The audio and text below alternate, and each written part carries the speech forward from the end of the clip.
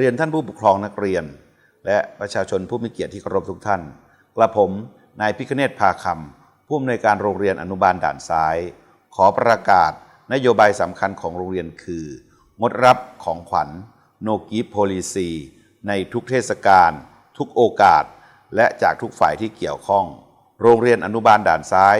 มีเจตนารมณ์อันแน่วแน่ในการเสริมสร้างวัฒนธรรมองค์กรแห่งความโปร่งใส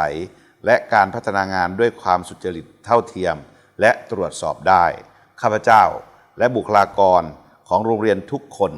จะไม่รับของขวัญของฝากหรือผลประโยชน์ใดๆทั้งทางตรงและทางอ้อมจากผู้ปกครองนักเรียนหน่วยงานหรือผู้เกี่ยวข้องทุกฝ่าย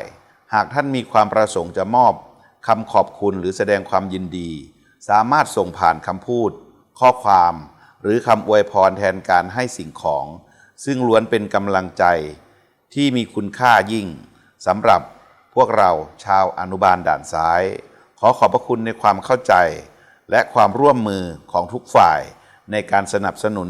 นโยบาย No Gift Policy ให้เกิดขึ้นอย่างเป็นรูปธรรมในโรงเรียนของเราเพื่อร่วมกันสร้างสังคมแห่งความคุณธรรมโปร่งใสและยั่งยืนขอขอบคุณครับ